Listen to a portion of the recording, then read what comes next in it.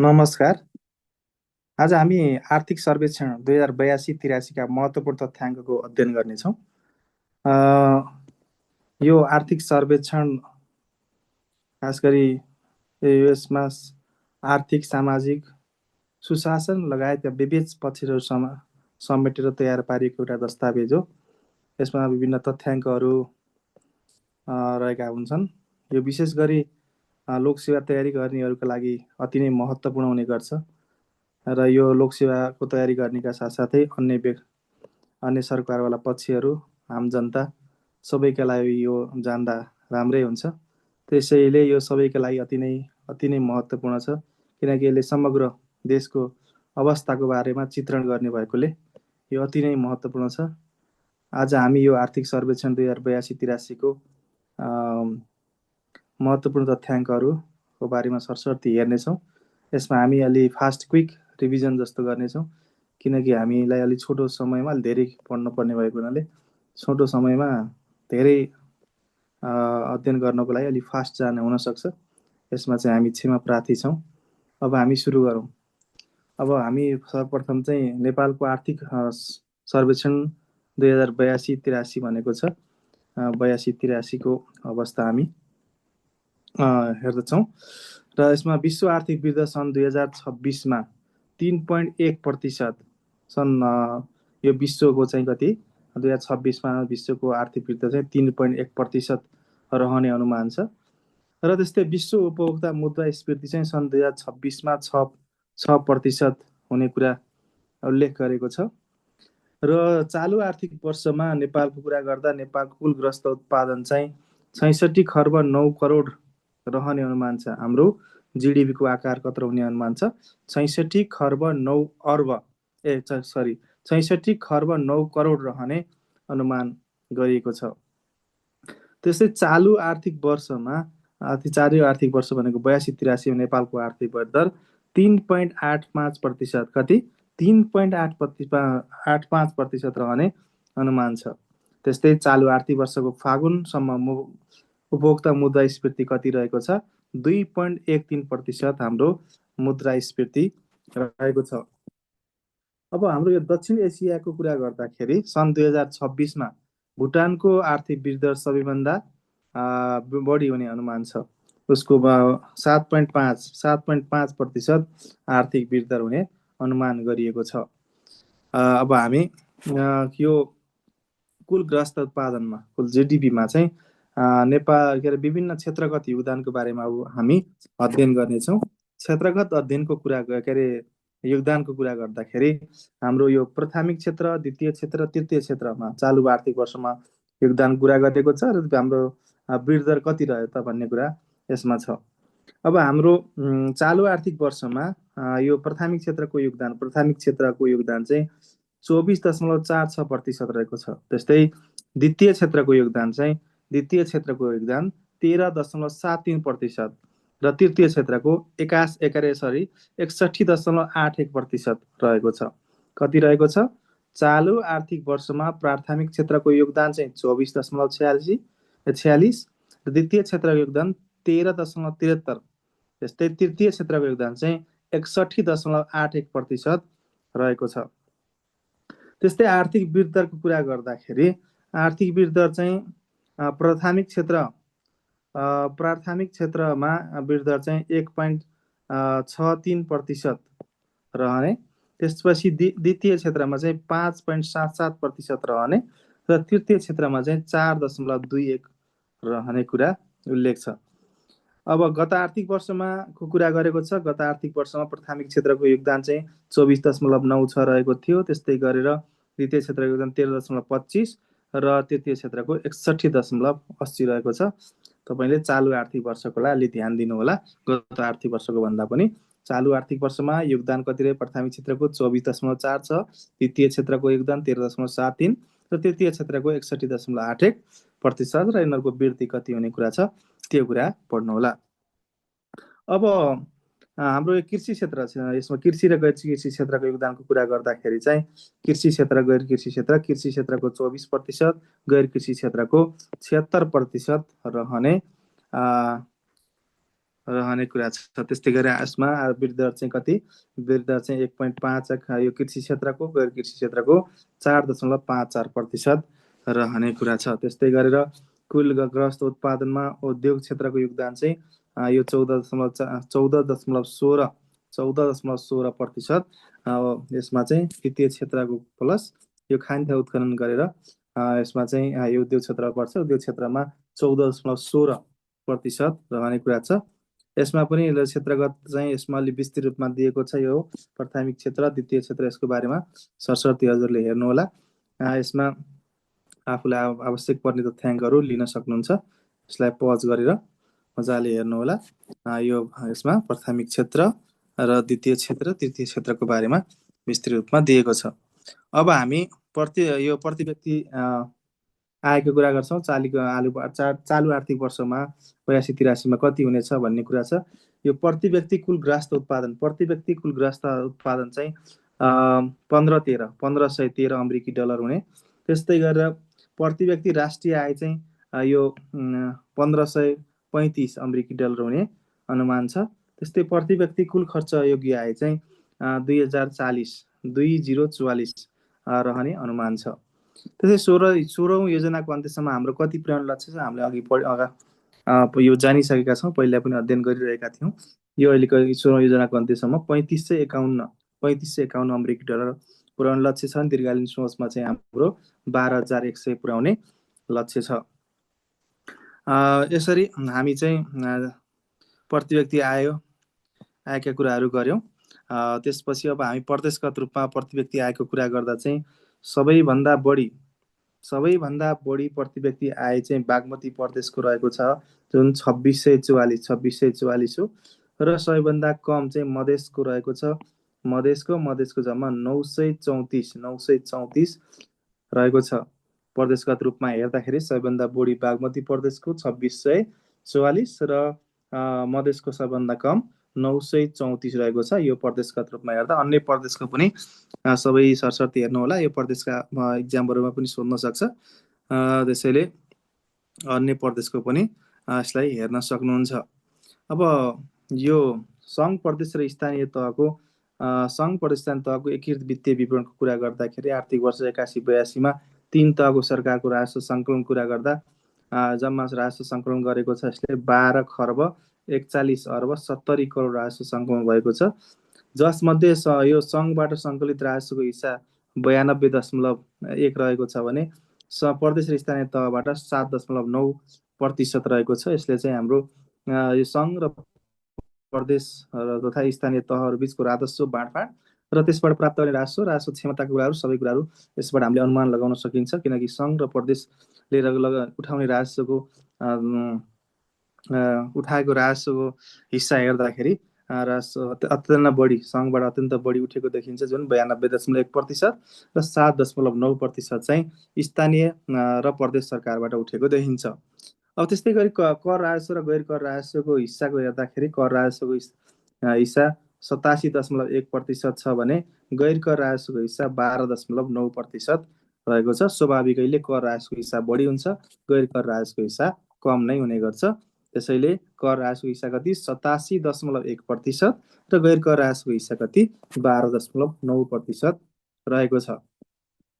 त्यस्तै आर्थिक वर्ष 2081-82मा अन्तर सरकारी वित्तीय हस्तान्तरणको कुरा हेर्दाखेरि यो अन्तर सरकारी वित्तीय हस्तान्तरणमा हाम्रो यो पछिल्लो समय चाहिँ सशर्त अनुदानको अंश उच्च हुँदै गएको देखिन्छ। यो खासै राम्रो मानिँदैन सशर्त अनुदान र हामीलाई यो चाहिँ विभिन्न लिखित परीक्षाहरूमा यो अनुदानका कुराहरू पनि सोधिरहेको हुन्छ। त्यसमा पनि यो धेरै उपयोगी हुन सक्छ। त्यसैले हेरौँ सशर्त अनुदान हाम्रो कुन हुन्। सशर्त अनुदान, वित्तीय समानीकरण अनुदान, समपूरक अनुदान र विशेष गरी यो अनुदानहरू रहेका हुन्छन्। यो सशर्त अनुदानको हिस्सा चाहिँ कति छ 55.56% रहेको छ। त्यस्तै वित्तीय समानीकरण अनुदानको 38.34 रहेको छ। समपूरकको हिस्सा चाहिँ 3.37%, विशेष अनुदान चाहिँ 2.72% रहेको छ। यसरी हाम्रो वित्तीय हस्तान्तरणको अवस्था देखिन्छ। अब हामी सङ्घीय खर्च र राजस्व संरचनाको कुरा हेर्छौँ। यसमा चाहिँ आर्थिक वर्ष आर्थिक वर्ष 2081-82 को कुल सङ्घीय खर्चमा चाहिँ यो 81-82 हेर्दा चालु खर्च हाम्रो 63.2% देखिन्छ चालु खर्च। त्यसपछि पुँजीगत खर्च यो 14.8 हुनुपर्ने हो, 14.8%, 14.8% पुँजीगत छ। त्यसै वित्तीय व्यवस्थापनमा चाहिँ 22% रहेको छ। यसरी हेर्दा हाम्रो चालु खर्च र वित्तीय व्यवस्थापनमा खर्च बढी छ भने पुँजीगत खर्च हाम्रो कम छ। यसरी हाम्रो यसले चाहिँ हाम्रो खर्चको अवस्था देखाउँछ। यहाँ हाम्रो तलबाट पनि यो तालिकाबाट पनि हेर्न सकिन्छ। तालिकामा हाम्रो चालु खर्च कति छ? चालु खर्च 63.2% र पुँजीगत खर्च 14.8% र वित्तीय व्यवस्था चाहिँ 22% रहेको छ। अब हाम्रो यो राजस्व संरचनाको कुरा गरेको छ। राजस्व संरचना आर्थिक वर्ष 81-82 हाम्रो यो राजस्व चाहिँ कुन कुनबाट कति राजस्व उठ्यो भन्ने कुरा हामीले यहाँ चाहिँ हेर्नेछौँ। यसलाई चाहिँ हामीलाई पनि यो राजस्व संरचनाको कुरा पनि यता लिखित पत्रमा काम लाग्ने भएकोले विशेष गरी त्यता चाहिँ अलिकति बढी इम्पोर्टेन्ट छ। यो राजस्व संरचनाको बारेमा लेख्नुहोस् भनेर बेलामा बखत आउने गरेको पनि छ। राजस्व संरचना कुरा गर्दा हाम्रो विभिन्न छन् मूल्य यो मूल्य वृद्धि कर, त्यसपछि गएर आयकर, भन्सार, अन्तःशुल्क, अन्य कर गैर करका कुराहरू छन्। र म सबै यहाँ चाहिँ सबैभन्दा बढी योगदान राजस्वमा सबभन्दा बढी योगदान चाहिँ मूल्य वृद्धि करले गरेको छ, जुन 29% रहेको छ। त्यसपछि आयकर हामीलाई चाहिँ सबभन्दा बढी कुनले राजस्वमा सबभन्दा बढी योगदान गर्ने कुन हो भन्यो भने मूल्य वृद्धि कर, त्यसपछि आयकर क्रमशः, त्यसपछि भन्सार रहेको छ, भन्सार महसुल, त्यो अन्तःशुल्क रहेको छ 14.8%, अन्य कर 0.3%, गैर राजस्वको योगदान 11% रहेको छ। यसरी हाम्रो राजस्व संरचना रहेको छ। यसमा यहाँ टेबलमा पनि दिएको छ त्यही कुरा नै हो। यसमा चाहिँ मूल्य वृद्धि करको 29%, आयकरको 25.2%, त्यसपछि अन्तःशुल्कको 14.8%, भन्सार महसुलको 19.6%, अन्य करको 0.3%, गैर करको 11%, यसरी रहेको छ राजस्व संरचना कुरा गर्दा। अब सार्वजनिक ऋण 2082 को फागुनसम्ममा हेर्दा हाम्रो सार्वजनिक ऋण चाहिँ कति रहेको छ भन्दाखेरि हाम्रो सरकारको सार्वजनिक ऋण चाहिँ यो 2082 फागुनसम्म 28 खर्ब 78 अर्ब 30 करोड रहेको छ। यो 28 खर्ब 78 अर्ब 30 करोड, जसमध्ये आन्तरिक ऋणको हिस्सा चाहिँ आन्तरिक ऋणको हिस्सा 13 खर्ब 48 अर्ब 12 करोड रहेको छ। त्यस्तै बाह्य ऋण चाहिँ 15 खर्ब 30 अर्ब 18 करोड रहेको छ। यो आन्तरिक ऋणको हिस्सा चाहिँ आन्तरिक ऋणको 13 खर्ब 48 अर्ब 12 करोड भनेको कुल ऋणको चाहिँ 46.8% हो। 46.8%। आन्तरिक ऋणको हिस्सा कति छ? 46.8 छ भने यो बाह्य ऋणको हिस्सा 53.2%। यो 15 खर्ब 30 अर्ब 18 करोड भनेको यो 53.2% हो जुन टोटल ऋणको। अब हाम्रो यो ऋणको अनुपात कति छ त हाम्रो कुल ग्रस्त उत्पादनमा? कुल ग्रस्त उत्पादनको 43.6% चाहिँ हाम्रो के छ? 43.6% सार्वजनिक ऋण रहेको छ। हाम्रो सार्वजनिक ऋणमा आन्तरिक ऋण र बाह्य ऋण हो, जुन आन्तरिक ऋण र बाह्य ऋण कुल जिडिपीको 43.6% रहेको छ। त्यस्तै अब हामी यो सार्वजनिक संस्थानको बारेमा हेर्छौँ सरस्वती। यो सार्वजनिक संस्थान 2082 को असारसम्मको डाटा हो। यो सार्वजनिक संस्थानको हाम्रो सङ्ख्या कति छ? 45 वटा हाम्रो सार्वजनिक संस्थानहरू रहेका छन्, जसमा पूर्ण सरकारी स्वामित्व भएका 20 वटा छन्। त्यसै सरकारको अधिकांश स्वामित्व भएका 25 छन्। 20 र 25 गरेर 45। पूर्ण स्वामित्व भएका 20 र सरकारको अधिकांश स्वामित्व भएका कतिवटा छन्? 25 वटा छन्। त्यस्तै गरी नाफामा गएका संस्थानहरू 27, नोक्सानमा रहेका 16 वटा, बन्द अवस्थामा कति छन्? बन्द अवस्थामा 2 वटा रहेका छन्।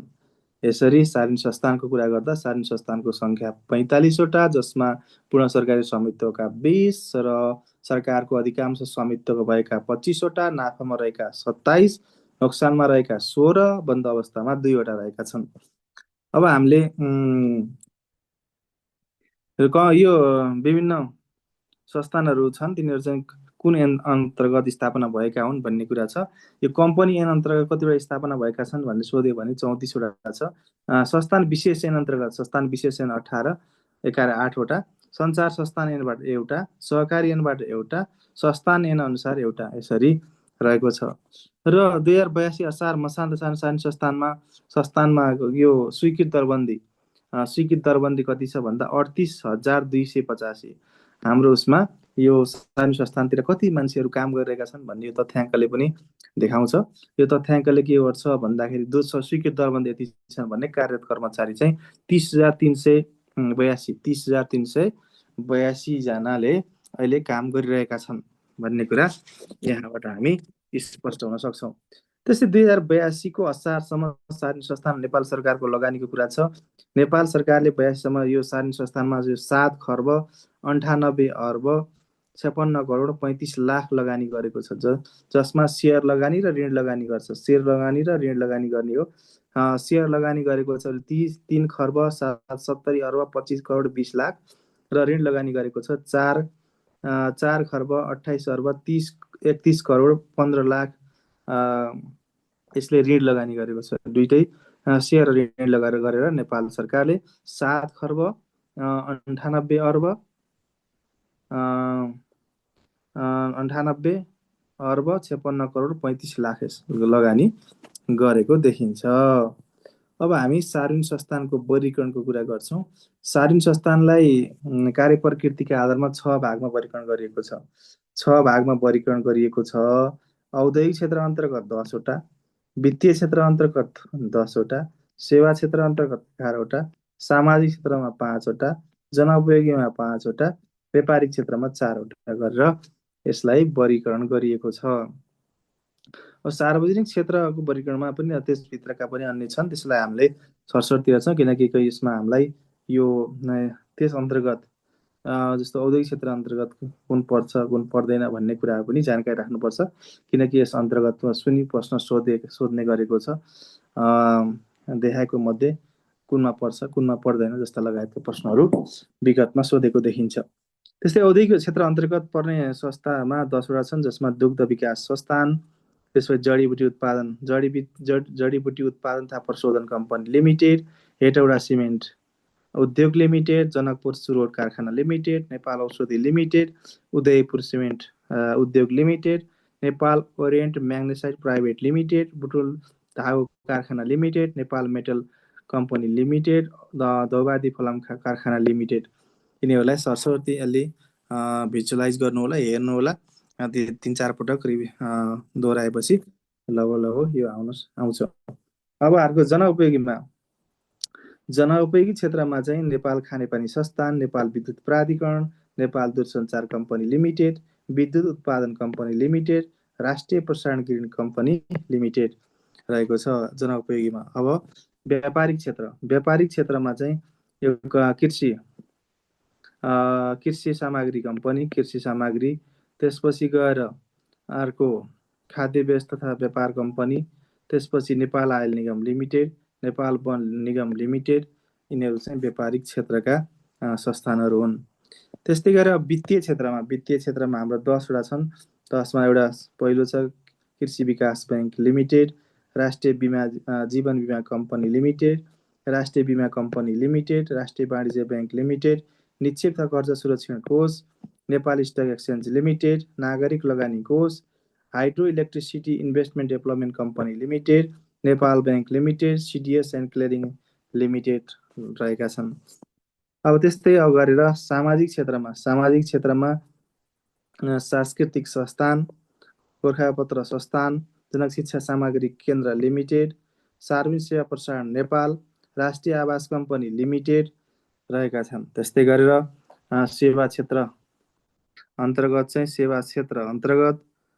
औद्योगिक सेवा क्षेत्रमा औद्योगिक क्षेत्र व्यवस्थापन लिमिटेड, नेपाल पारवाहन तथा गोदाम व्यवस्थापन कम्पनी लिमिटेड, नेपाल वायु सेवा निगम, national construction company limited, Nepal engineering consultancy सेवा केन्द्र लिमिटेड, नेपाल नागरिक उड्डयन प्राधिकरण, राष्ट्रिय उत्पादक तथा आर्थिक विकास केन्द्र लिमिटेड, नेपाल पूर्वाधार निर्माण कम्पनी लिमिटेड, साझा यातायात निर्माण, रेलवे कम्पनी लिमिटेड, विशाल बजार कम्पनी लिमिटेड, यति चाहिँ सेवा क्षेत्रका अम, रहेका छन् संस्थानहरू।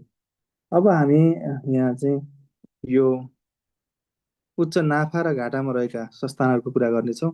उच्च नाफा र घाटाको कुरा गर्दाखेरि हाम्रो यो कर्मश हो। उच्च नाफामा रहेका संस्थानहरूमा नेपाल आयल निगम एक नम्बरमा, 2 नम्बरमा विद्युत प्राधिकरण, त्यसपछि दूरसञ्चार कम्पनी लिमिटेड, कृषि विकास ब्याङ्क लिमिटेड, निक्षेपता कर्जा सुरक्षण कोष रहेको छ। त्यस्तै उच्च नोक्सानमा रहेका नेपाल वायु सेवा निगम, खानेपानी संस्थान, नेपाल दुग्ध विकास संस्थान, हेटौडा सिमेन्ट उद्योग लिमिटेड, उदयपुर सिमेन्ट उद्योग लिमिटेड रहेको छ। त्यस्तै कुन मन्त्रालयमा अन्तर्गत कतिवटा संस्थानहरू पर्छन् भन्ने कुरा छ। हामी उद्योग तथा वाणिज्यमा सबैभन्दा बढी 14वटा संस्थानहरू पर्छन् उद्योग वाणिज्य आपूर्तिमा।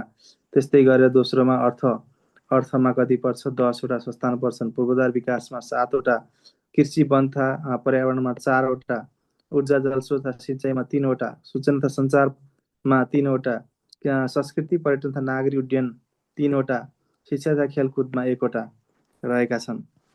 त्यस्तै गरेर अब हामी वित्तीय संरचनाको कुरा गर्नेछौँ। 2082 फागुनसम्म वित्तीय संरचनाको कुरा गर्दाखेरि यो हाम्रो वाणिज्य ब्याङ्कको सङ्ख्या कतिवटा पुगेको छ? वाणिज्य ब्याङ्क 20वटा छन्। त्यस्तै गरी विकास ब्याङ्क चाहिँ 17वटा रहेका छन्। वित्त कम्पनी 17वटा छन्। लघु वित्त 51वटा छन्। त्यस्तै गरी पूर्वाधार विकास ब्याङ्क चाहिँ 1वटा छन्। त्यसै कुल ब्याङ्क तथा वित्तीय संस्थाको कुरा गर्दा 106वटा देखिन्छ। यसै गरी वित्तीय प्रणालीमा वित्तीय ब्याङ्क तथा वित्तीय संस्था यति भए, वित्तीय प्रणालीमा चाहिँ हाम्रो वित्तीय प्रणालीमा त्यसबाहेक 37वटा विभाग कम्पनीहरू, 30,000 भन्दा बढी सहकारी संस्था, कर्मचारी सञ्चय कोष, नागरिक लगानी कोष, सामाजिक सुरक्षा कोष, निक्षेपता कर्जा सुरक्षण निगम, म्युचुअल फन्ड लगायतका समेतहरू यसमा यो हाम्रो वित्तीय प्रणालीमा पर्दछन् भन्ने कुरा हामीले बुझ्नुपर्छ। अब सहकारी संस्थाको 2082को फागुनसम्मको कुरा गर्दाखेरि चाहिँ हाम्रो सहकारी संस्था कति छन् भन्दाखेरि हाम्रो 32,325 32,325 सहकारी छन्। यसमा हामीले प्रत्यक्ष रोजगारी पाएका चाहिँ 82,216 जनाले 82,216 जनाले प्रत्यक्ष रोजगारी पाएका छन्। यस्तै त्यसमा सेयर सदस्य सङ्ख्याको कुरा छ, सेयर पुँजी छ, बचत परिचालनको कुरा छ, अनि कर्जा प्रवाह छ। यसरी हाम्रो सहकारी संस्थाबाट हुने गरेका बचत परिचालन, कर्जा प्रवाह लगायतका कुराहरू छ। यसलाई सरसर्ती हेर्नुहोला, खासै महत्त्वपूर्ण छैन। त्यस्तै यो COPOMS केसँग सम्बन्धित छ भन्न सक्छ। यो चाहिँ खास गरी सहकारी सम्बन्धी एकीकृत तथ्याङ्कको लागि विकास गरिएको प्रणाली हो। यसको फुल फर्म चाहिँ cooperative poverty management information system हो, COPOMS को। यस प्रणालीमा चाहिँ यो 2082को फागुनसम्ममा 19,903 चाहिँ सहकारी संस्था चाहिँ आबद्ध भइसकेका छन्, COPOMS-मा आबद्ध भएका छन्। अब बाह्य क्षेत्रको कुरा गर्दाखेरि बाह्य क्षेत्र भुक्तानी सन्तुलनको कुरा छ। यसमा कुल वैदेशिक हाम्रो चाहिँ 2082को फागुनसम्मको कुरा गर्दा यो 14 खर्ब 80 अर्ब कति 14 खर्ब 80 अर्ब 36 करोड 14 खर्ब 80 अर्ब 36 करोड पुगेको छ हाम्रो कुल वैदेशिक व्यापार चाहिँ। अनि गएर यसमा चाहिँ जसमध्ये वस्तु आयात हाम्रो कति छ? वस्तु आयात हामीले आयात कति गरेका छन् त्यसमध्ये भन्दा 12 खर्ब 89 अर्ब 25 करोड हामीले आयात गरेका छौँ। त्यस्तै निर्यातको हाम्रो एकदमै कम छ, 1 खर्ब 91 अर्ब 11 करोड मात्र हामीले निर्यात गरेको छौँ। हाम्रो जस्तो हाम्रो अर्थतन्त्र केमा आधारित छ? आयातमा आधारित हाम्रो अर्थतन्त्र छ। त्यसैले हेर्दा हाम्रो यहाँबाट पनि प्रष्ट हुन्छ, हाम्रो आयातको हिस्सा अत्यन्त बढी छ, निर्यातको हिस्सा एकदम कम देखिन्छ। यसबाट पनि हाम्रो व्यापार घाटा अत्याधिक हुने गरेको छ। हाम्रो यहाँ कुल वस्तु व्यापार घाटाको कुरा गर्दाखेरि रु 10 खर्ब 98 अर्ब 14 करोड चाहिँ व्यापार घाटा देखिन्छ 10 खर्ब 98 अर्ब 14 करोड। यो कुल व्यापारमा आयातको अंश हाम्रो कति छ? आयातको अंश 86.7 छ भने निर्यातको अंश चाहिँ 13.3% रहेको छ। त्यस्तै गरेर हाम्रो अब विप्रेषणको कुरा गर्दा यो विप्रेषण चाहिँ हाम्रो 14 खर्ब 49 अर्ब 14 49 70 करोड रहेको छ। हाम्रो कुल विदेशी विनिमय सञ्चित चाहिँ यो 34 13 70 34 खर्ब 13 अर्ब 70 करोड रहेको छ, जुन हाम्रो 18 महिनाको लागि आय धान्न पर्याप्त छ भन्ने कुरा यहाँ उल्लेख गरिएको छ। अब हाम्रो कुरा आयो यो गरिबी निवारण, रोजगारी र सामाजिक सुरक्षाको कुरा छ। यसमा हाल हाम्रो निरपेक्ष गरिबी कति छ भन्दाखेरि 20.27 छ, 20.27%।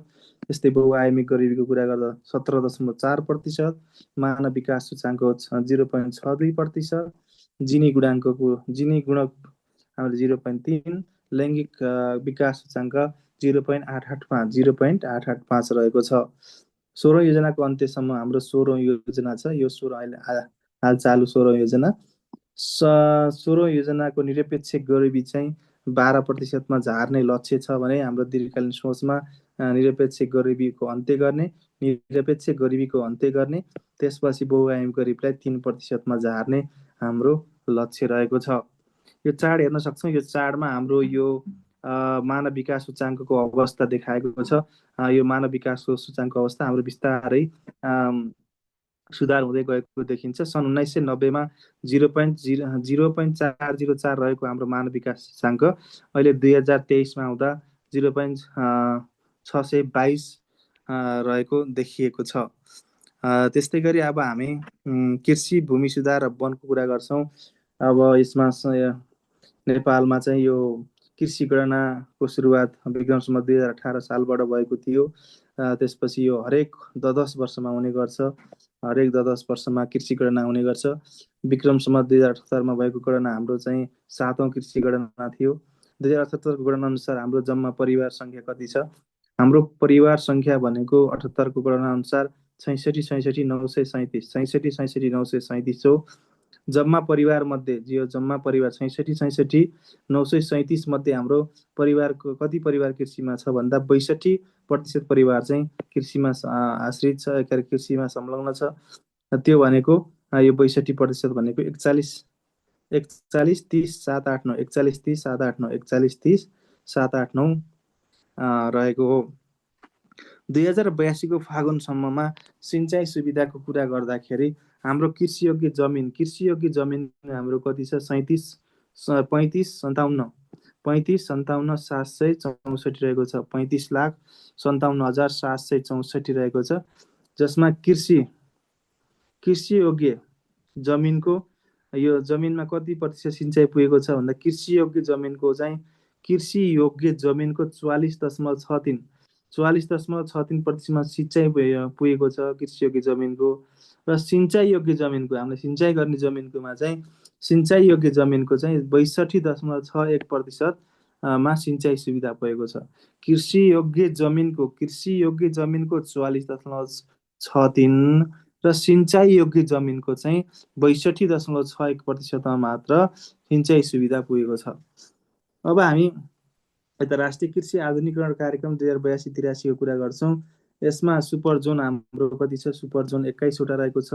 त्यस्तै जोनको कुरा गर्दा 206वटा, ब्लक 1699वटा, पकेटको कुरा गर्दा 93 रहेको छ। अब हामी चाहिँ यो वन तथा भू संरक्षणको कुरा गर्दाखेरि विश्वमा वनले ढाकेको भूभाग कति छ भन्दा 32% भूभागले वनले ढाकेको छ। विश्वमा कति? 32% भूभाग वनले ढाकेको छ। त्यस्तै विश्वमा औसत प्रति वन चाहिँ हाम्रो 0.5 हेक्टर हो भने नेपालमा पनि प्रति व्यक्ति औसत वन चाहिँ 0.5 हेक्टर नै हो। नेपालमा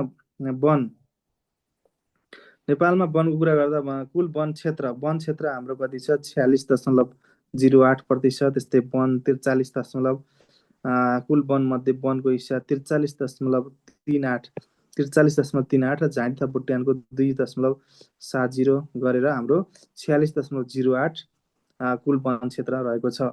सार्कमा सबभन्दा बढी चाहिँ भुटानको वन रहेको छ। सार्कमा बढी वन चाहिँ भुटानको र कम वन चाहिँ अफगानिस्तानको रहेको छ। सार्कमा सबभन्दा बढी वन भुटान त्यो र कम चाहिँ अफगानिस्तानको रहेको छ। नेपाली कुल संरक्षण क्षेत्र हाम्रो 34,420 वर्ग किलोमिटर रहेको छ, जसको जुन 23.4% हो।